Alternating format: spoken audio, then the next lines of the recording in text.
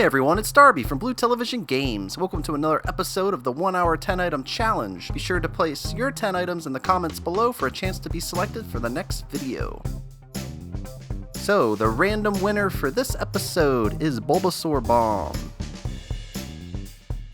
The 10 items he chose were brick blocks, mushrooms, trampolines, grinders, piranha plants, skull rafts, wigglers, question blocks, and bob-ombs, and finally pipes. In addition to these, as usual, I get ground and also arrows/checkpoints.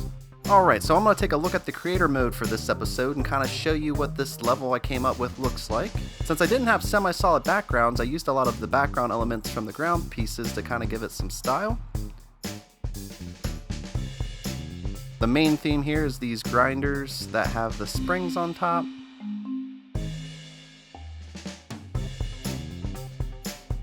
Here we get a little vertical at the stage.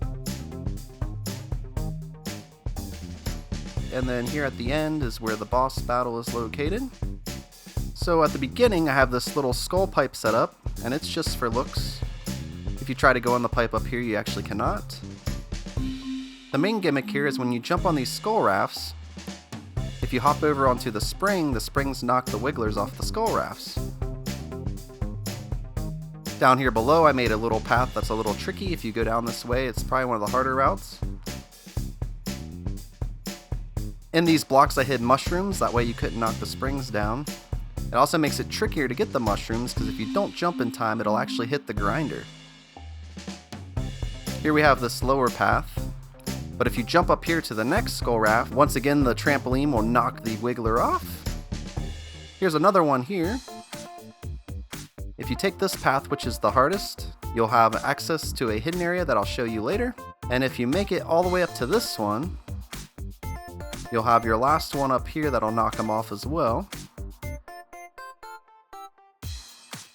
Here I hit another mushroom up there. Once again, the spring will kind of knock it over, so you got to be ready for it. Now I repeated the skull rafts here, but now it's blue, so it's actually faster and a little bit trickier. Here's the hardest part of the course. The hardest part's right here with this wiggler. Not getting hit by the wiggler and dodging all these grinders and springs. It's not too bad once you get it down. That's why I put the checkpoint in front of it though. That way if you mess it up, you have a chance to try it again instantly. Here I used the springs to get to the top of this vertical area. I made sure if it fell down in here that you could still jump high enough to get over this pipe. This is one of my favorite parts, where you spin jump and you take out all these bob-ombs. It's a chance for people to collect extra lives since I wasn't allowed to use coins or 1-ups. Here for a little bit of repetition, I added another spring that you need to get over here. And now we have the boss battle with a stack of piranha plants. I like making forced boss battles so you actually have to do something to beat them. Making this tower of piranha plants blocks the axe. So you have to use all the bob-ombs to kill all the piranha plants. That way you can access the axe and finish the level.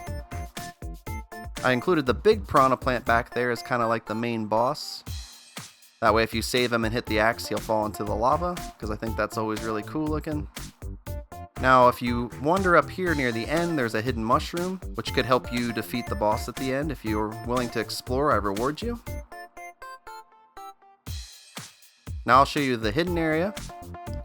And because there was no coins or 1-ups, I just decided the hidden area would be a warp zone to a later part of the level, allowing you to skip a couple of the hard parts. I really like this though. I think it's just really funny, all the enemies falling into the lava. Just thought this looked really cool. Alright, so when you take the exit there, you end up near the end. The catch is you miss the checkpoint, so now if you die, you have to start completely over. So there's a little bit of risk reward with taking the warp zone. I added the star just for some pixel art for the thumbnail. Well, that completes this level. I'm going to go ahead and let you guys check it out. Let me know what you think in the comments. Let's go ahead and start this up.